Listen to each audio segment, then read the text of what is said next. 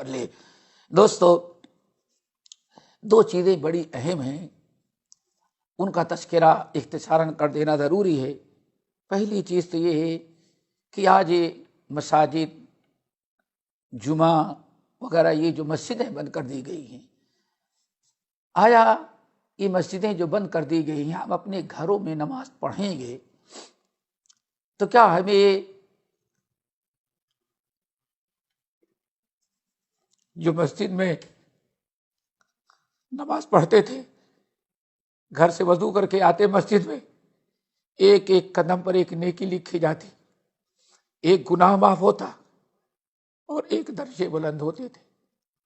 مسجد میں آ کر کے جتنی دیر تک بیٹھے انتظار کرتے تھے وہ بھی نماز میں شمار ہوتا تھا۔ ایک نماز با جماعت پڑھتے تھے 25 اور 27 نماز کا ثواب ملتا تھا۔ تو کیا ان حالات میں اگر حکومت نے احتیاطی تدابیر علماء کے مشورے سے اختیار کرتے ہوئے مسجدیں بند کر دی ہیں اور ہمیں گھر کے اندر نماز پڑھنا پڑ رہا ہے، تو کیا وہ ثواب جو مسجد میں ملتا تھا جانے کے باجماعت، جب تک ہم مسجدیں نہیں کھلیں گی اپنے گھر میں نماز پڑھتے رہیں گے تو کیا ہمیں پورا ثواب ملے گا، یا کہ اس ثواب سے اور اجر سے ہم لوگ محروم ہو جائیں گے؟ تو یاد رکھنا، انشاءاللہ اللہ تعالیٰ کو معلوم تھا کہ ایسے ایسے حالات امت میں آتے رہیں گے، تو اللہ تعالیٰ نے اپنے کتاب اور اپنے نبی کے ذریعے سارے مسائل کا حل کر دیا ہے۔ صحیح بخاری کی ایک روایت یاد رکھیے گا، اور اس حدیث کی روشنی میں انشاءاللہ ثم انشاءاللہ جو ہمارے بھائی جماعت کی پابندی کرتے تھے،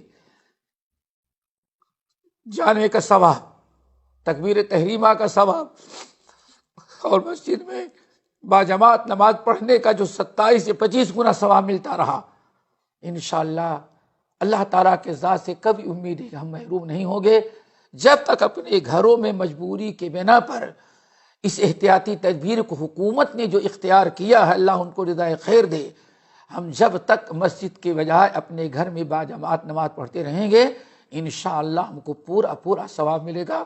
اللہ رب العالمین کے ہاں کسی چیز کی کمی نہیں۔ جو رب ہمیں امن و امان کی حالت میں مسجد میں نماز پڑھنے کا ثواب دیتا تھا، مجبوری کی بنا پر انشاءاللہ اللہ اس کے رسول کا حکم سمجھ کر کے گھر میں باجماعت نماز پڑھیں گے تو اس کا بھی انشاءاللہ ہمیں پورا ثواب ملے گا۔ حدیث یہ ہے، نبی علیہ السلام نے ارشاد فرمایا کہ جب کوئی بندہ صحت کی حالت میں کوئی نیک عمل کرتا ہے، کسی مجبوری کی بنا پر، مرض کی بنا پر یا کسی اور مجبوری کی بنا پر وہ عمل نہیں کر پاتا، تو اللہ تعالیٰ کے یہاں وہ پورا ثواب اس کو ملتا ہے جو صحت کی حالت میں ملتا رہا۔ ایک حدیث مسند احمد بن حنبل وغیرہ کی اور ہے، بڑی خوشکن، اللہ تعالیٰ ہم سب کو اس حدیث کا مستحق بنائے۔ لیکن یہی ہے کہ ہاں جب حکومت نے کوئی، اللہ اس کے رسول یا حکومت نے شرعی نقطۂ نظر سے کوئی حکم پاس کیا، اس پر اعتراض کرنے کی وجہ آمنا و صدقنا کہیں گے، تب اللہ کے رسول ارشاد فرماتے ہیں کہ اے لوگو ان للمساجد اوتادا، مسجد کے اندر مسجد کے کچھ ستون ہوتے ہیں، وجلساؤہم ملائکہ، اللہ اکبر، آپ نے ارشاد فرمایا مسجد کے اندر کچھ ستون ہوتے ہیں اور ان کے ارد گرد جو ہیں وہ فرشتے بیٹھتے ہیں۔ اللہ، مسجد کا مقام، جب وہ ستون غائب ہو جاتے ہیں تو ارد گرد بیٹھنے والے فرشتے تبشبش لہم الملائکہ، فرشتے بہت بے چین ہو جاتے ہیں۔ ستون سے مراد کچھ ایسے اللہ کے نیک بندے ہیں جو مسجد میں اتنی پابندی کے ساتھ آ کر کے بیٹھتے ہیں نماز کے وقت، جیسے کہ ستون کبھی غائب نہیں ہوتا ویسے وہ مسجد سے کبھی نمازی غائب نہیں ہوتے۔ فرشتے ان کو چاروں طرف سے گھیر کے بیٹھتے ہیں۔ اگر مسجد میں وہ فرشتے، وہ بندے نظر نہیں آتے تو بیٹھنے والے فرشتے اللہ تعالیٰ کے پاس پریشان ہو کر کے، بے قرار ہو کر کے ڈھونڈتے ہیں، پریشان ہوتے ہیں، اللہ تعالیٰ کے پاس جاتے ہیں۔ اللہ رب العالمین کے پاس جب جاتے ہیں تو اللہ تعالیٰ سے پوچھ، اللہ تعالیٰ تیرے فلاں بندے آتے تھے مسجد میں، وہ غائب ہو گئے ہیں، تو اللہ فرماتے ہیں کہ میں نے ان کو بیمار کر دیا ہے، یا فلاں جگہ کی ضرورت پڑ گئی تھی، وہ سفر میں چلا، میں نے اس کو بھیج دیا ہے۔ اتنا سنتے ہی فرشتے بیمار ہے تو اس کی عیادت کے لیے جاتے ہیں، کسی حاجت میں ہے دنیا میں کام سے تو اس کی مدد کرنے کے لیے پہنچتے ہیں۔ اللہ رب العالمین فرماتے ہیں فرشتوں سے کہ اے فرشتوں، جتنے نیک اعمال برابر پہلے کرتا تھا بیماری عذر سے پہلے وہ سارے نیک اعمال اس عذر کے اندر گرچہ نہیں کر پاتا ان کو جاری رکھنا۔ تو یہ احادیث بڑی خوشکن ہیں، ان احادیث کی روشنی میں انشاءاللہ ہم اللہ تعالیٰ کے ذات سے کبھی امید رکھتے ہیں کہ ہم جب تک مسجدیں بند ہیں، جمعہ جماعت سے ہم محروم ہیں، اگر اپنے گھر میں باجماعت نماز پڑھتے رہیں گے تو انشاءاللہ ہمیں پورا ثواب اللہ تعالیٰ دے گا، کیوں ہماری طرف سے کوئی کوتاہی نہیں ہے، ہم تو شوق رکھتے ہیں لیکن کسی عذر کی بنا پر ہم اس سے محروم ہیں۔ یہ ایک چیز تھی۔ دوسری چیز بڑی اہم ہے اور جس کے متعلق آج بہت زیادہ شور ہوتا ہے اور کچھ ساتھی غلط فہمی کے شکار ہیں، وہ یہ ہیں کہ کیا آج اس سے پہلے بیماریاں نہیں ہو رہی تھیں؟ اس کو ذرا سا غور سے سنیے گا، اس کو یاد رکھیے گا اور لوگوں کو اطمینان دلائیے گا۔ وہ یہ ہے کہ آج بہت سارے لوگ کہتے ہیں اس سے پہلے بھی طرح کی بیماریاں آئی تھیں لیکن کبھی مسجد صحابہ نے نہیں بند کیا، تابعین نے بند نہیں کیا، آج کون سا نیا دین آ گیا؟ کیا کبھی ایسے ہوا ہے؟ تو اس سلسلے میں ہم نے کوشش کی کہ کیا دیکھیں کہ پہلے بھی ایسے ہوا ہے، تو چند چیزیں ہم آپ کے سامنے رکھتے ہیں کہ آج اگر مسجدیں بند ہیں تو یہ کوئی نئی چیز نہیں، بوقت ضرورت اس سے پہلے بھی ایسے حالات امت پر آئے اور مسجدیں بند کی گئیں، اور سبحان اللہ اسلام قیامت تک کے لیے ہے، تو اسلام کے مسائل بھی قیامت تک کے لیے ہیں، قرآن و حدیث سے موجود ہے۔ پہلی چیز ہم یہ پھر کہیں گے، اگر حکومت نے یہ بند کیا ہے مسجدیں اور احتیاطی پہلو اختیار کرتے ہوئے، تو یہاں تو پہلے یہ یاد رکھیں مساجد بند کی گئی ہیں ضرورت کے تحت، یہاں بھی اور سعودیہ کے اندر بھی صرف، لیکن حرمین کھلی ہوئی ہیں۔ اللہ جزائے خیر دے حکومت سعودیہ کو، انہوں نے بھی حرمین کو کھلا رکھا ہے تاکہ کوئی طواف اور مسجد نبی کی نماز بند نہ ہو۔ رہا جہاں تک معاملہ شرعی اعتبار سے، تو یہ کوئی غیر شرعی چیز نہیں ہے، ہم آپ کے سامنے چند چیزیں رکھتے ہیں جس سے انشاءاللہ آپ کو اطمینان ہوگا اور سکون کے ساتھ زندگی گزاریں گے جب تک کہ مسجدیں کھولی نہ جائیں۔ ہمیں کسی قسم کے اعتراض کرنے یا اس قانون کے خلاف آواز اٹھانے کی قطعاً کوئی ضرورت نہیں ہے، ہمیں جو اللہ اس کے رسول بتا دیں اس پر عمل کرنے کی ضرورت ہے اور سلف کے طریقے کو اپنانے کی ضرورت ہے۔ سب سے پہلے ایک چیز، صحیح بخاری کتاب الحج کے اندر امام بخاری رحمۃ اللہ علیہ ایک باب قائم کرتے ہیں۔ سبحان اللہ، امام بخاری کی ذہانت، فطانت، علم ادرا دیکھو، کہتے ہیں باب اغلاق البیت ویصلی فی ای نواحی البیت شاء۔ سبحان اللہ، کوئی انسان تصور نہیں کر سکتا کہ یہ مسجدیں بند کی گئی ہیں، تو اس کا ثبوت بخاری کے اندر ہے۔ امام بخاری باب قائم کر رہے تھے خانے کعبہ، اغلاق البیت، بیت اللہ کو بند کرنا۔ کوئی ایسے حالات آ جائیں کہ خانے کعبہ کو، بیت اللہ کو بند کرنا کی ضرورت پڑ جائے، تو بیت اللہ کے قرب جوار میں جہاں بھی انسان کو موقع ملے نماز پڑھ لے، کوئی مدعا کا کوئی حرج نہیں ہے۔ اغلاق کہتے ہیں تالا لگانا، بند کرنا۔ یہ صحیح بخاری کی روایت۔ پھر یہ تو ہے، اس باب کو میں حدیث نقل کرنے کے بعد حدیث ثابت کیا، اور وقت کے بہت بڑے محدث، فقیہ، مفسر علامہ شیخ محمد صالح بن عثیمین رحمۃ اللہ علیہ اس کی شرح کرتے ہیں۔ کہتے ہیں کہ امام بخاری رحمۃ اللہ علیہ کا کہنا یہ ہے اور اس کا خلاصہ یہ ہے کہ اگر بوقت ضرورت، غور سے سنیں، اگر بوقت ضرورت مساجد کو بند کرنے کی نوبت آ جائے، کوئی ایسی حاجت، کوئی ضرورت آ جائے کہ مسجدیں بند کر دی جائیں، لوگ اپنے گھروں میں نماز پڑھیں یا باہر کہیں اور پڑھ لیں، تو شرعاً کوئی مذاکرہ کوئی حرج نہیں ہے۔ قرآن پاک میں جو اللہ نے ارشاد فرمایا وَمَنْ أَظْلَمُ مِمَّن مَنَعَ مَسَاجِدَ اللَّهِ أَن يُذْكَرَ فِيهَا اسْمُهُ وَسَعَىٰ فِي خَرَابِهَا، اس شخص سے بڑا ظالم کون ہوگا جو مسجدوں کو بند کرے، آباد کرنے سے روکتا ہے، لوگوں میں فساد پھیلاتا ہے۔ تو اس وعید کے اندر کوئی داخل نہیں ہوگا۔ یہ ایسے حالات میں کہ امن و امان بلا ضرورت مسجدوں کو کوئی توڑتا ہے، پھوڑتا ہے، مسجد میں نماز پڑھنے سے منع کرتا ہے، اس کے لیے ہے۔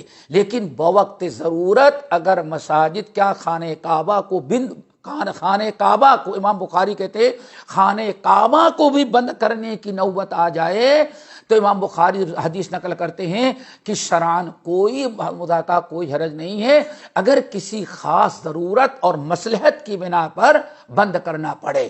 بخاری ایک ایسی کتاب ہے کہ دنیا کا ہر مسلمان اس پر ایمان رکھتا ہے، تو سب سے پہلے بخاری کی طرف رجوع کیا جائے۔ نمبر 2، ایک بڑی عجیب سے مثال اور پیش کرتے ہیں کہ آج لوگ کہتے ہیں ایسا بہت بیماریاں تھیں لیکن کبھی نہیں پیش کیا گیا۔ ابھی تو آپ نے حدیث سے سن لی، اب صحابہ کرام کے عمل کو ذرا دیکھو۔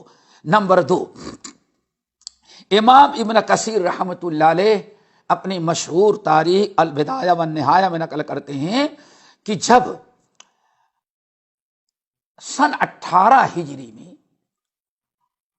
طاعون کی بیماری پھیلی تھی، طاعون کی بیماری ایک بڑی وبا تھی اور جس میں کہا جاتا کم سے کم 25 سے 30 ہزار مسلمان مرے تھے۔ اللہ، اتنی بڑی بیماری، 25 سے لے کر کے 30 ہزار تک مسلمانوں کی جانیں گئی تھی اس بیماری میں۔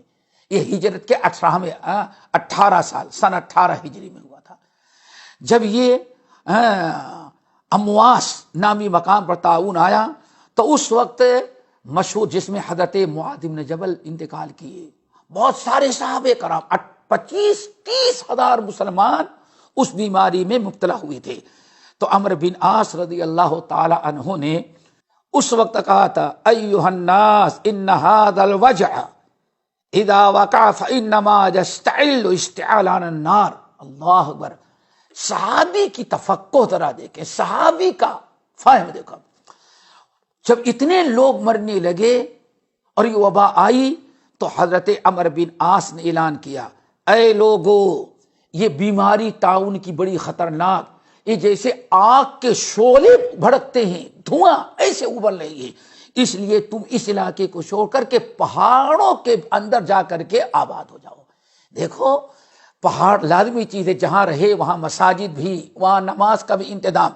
لیکن جب ایسی وبا پھیلی تو جان کو بچانے کے لیے، بیماری سے بچنے کے لیے عمرو بن عاص رضی اللہ تعالی عنہ نے فیصلہ کیا کیا؟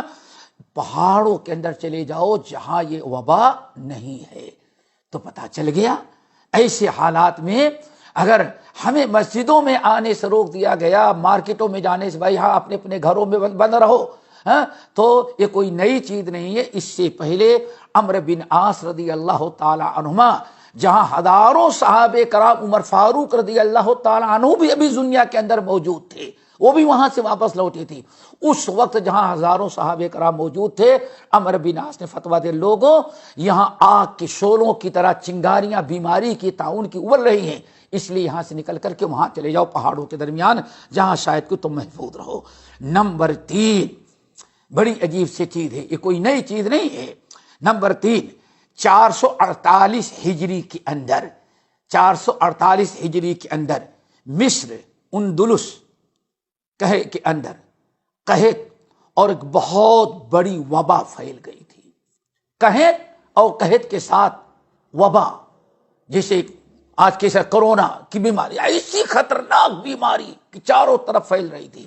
یہ مصر سے لے کر کے اندلس تک کا پورا علاقہ، اسپین تک کا اس بیماری کا شکار تھا اور مبتلا ہو گیا تھا۔ اس موقع پر کہا جاتا ہے کہ اتنی بڑی وبا اس سے پہلے دنیا میں نہیں آئی تھی۔ تاریخ کہتی 448 ہجری میں مصر سے لے کر کے اسپین، مغرب تک، اندلس تک یہ بیماری جو وبا آئی تھی، اتنی بڑی وبا کہتے ہیں دنیا کی سب سے پہلی وبا تھی، اتنے لمبے رقبے، اتنے دور تک آبادی پر جو اثر انداز ہوئی تھی۔ اس وقت کہتے ہیں اللہ اکبر، حتی بقیت المساجد مغلقہ بلا مصلٍ، یہاں تک کہ مسجدیں بند رہ گئیں، کوئی ایک نمازی مسجدوں میں نہ پہنچ سکتا تھا۔ تو اس کا مطلب ایسی مثالیں پہلے ہوئی ہیں، ضرورت کے وقت امت مسلمہ کے علماء نے فتوے دے کر کے ایسے کیا ہے۔ کہتے مصر سے لے کر کے اندلس تک اس وبا میں اس زمانے میں ساری مسجدیں بند کر دی گئی تھیں، اور کہتے ہیں کہ کوئی ایک نمازی، مسجدیں بند تھی، تالا لگا ہوا تھا اور نمازی نہیں تھے، اور اس بیماری کا جو سال تھا اس کو لوگوں نے کیا رکھا تھا؟ عام الجوع الکبیر، عام الجوع الکبیر، یعنی بڑے سخت قسم کی قحط اور بلا کا سال تھا۔ یہ مثال ملتی ہے۔ ایک اور امام مقریزی واقعہ نقل کرتے ہیں 749 یعنی 750 ہجری کے قریب، 749 ہجری، کہتے مصر کے اندر طاعون کی بیماری پھیلی تھی، یعنی آج تک کتنا پہلے، اللہ اکبر، کہتے ہیں 749 ہجری کے اندر مصر کے اندر طاعون کی بیماری پھیل گئی، بڑی خطرناک۔ ایسی بیماری مصر کے علاقوں میں پھیلی کہ اللہ اکبر، کہا جاتا ہے کہ بہت ساری مسجدیں بند کی گئی، مرکزی جگہ ہر شہر میں ایک مسجد اذان ہوتی تھی، باقی سارے لوگ اپنے اپنے گھروں کے اندر بند تھے اور اپنے اپنے گھروں میں نماز ادا کر لیتے تھے۔ یہ امام مقریزی رحمۃ اللہ نقل کریں۔ تو یہ بہت سارے ثبوت ملے ہوئے ہیں کہ اس سے پہلے بھی یہ ساری چیزیں ہوتی رہیں۔ الحمدللہ یہ جو آپ نے مثالیں سنی بخاری کی روایت، سیر اعلام النبلہ، البدایہ والنہایہ اور مقریزی، ان حالات میں تو اذان بھی نہیں، مسجدوں میں تالے لگ چکے تھے، ایسی ویرانیت آ گئی تھی، اتنا خوف پھیل گیا تھا۔ آج تو الحمدللہ ایک ایسے وقت میں ہم لوگ زندگی گزارے کہ لاؤڈ اسپیکر سے 5 وقت کی نماز بابا کے دوہل اعلان کی جا رہی ہے، اور اعلان کے ساتھ کہہ دیا جاتا ہے صلو فی رحالکم، لوگوں حالات اچھے نہیں اس لیے اپنے اپنے گھروں کے اندر نماز پڑھ لو۔ نماز سے روکا نہیں جا رہا ہے، اور کم سے کم 5 وقت مسجدوں سے اذان کی، توحید کی، شہادتین کی، اقرار کی اور نماز کی دعوت دی جا رہی ہے۔ اتنا اسے حالات پہلے جیسے اس سے اچھے حالات ہمارے ہیں، کیوں؟ وہاں تو اذان بند ہو گئی تھی، آج تو اذان کم سے کم ہو رہی ہے۔ اس لیے ہمیں اللہ تعالیٰ کے اس پر بھی شکر ادا کرنا چاہیے، اور اللہ تعالیٰ سے دعا کرنی چاہیے کہ اللہ رب العالمین ہر قسم کی بلا اور آفت سے ہمیں محفوظ کر لے۔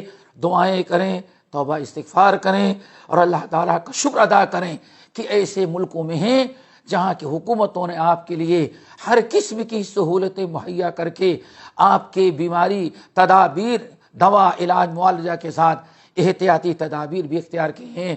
اللہ تعالیٰ ہم سب کو اپنا شکر گزار بندہ بنائے، اور اس بلا کو دور کر کے جتنی جلد ہو ہم سب لوگوں کو پھر مسجد تک پہنچنے اور باجماعت مسجد میں نماز ادا کرنے کا موقع اللہ تعالیٰ جلد از جلد عطا کر دے۔ اقول قولی ھذا واستغفر اللہ من کل ذنب واتوب الیہ۔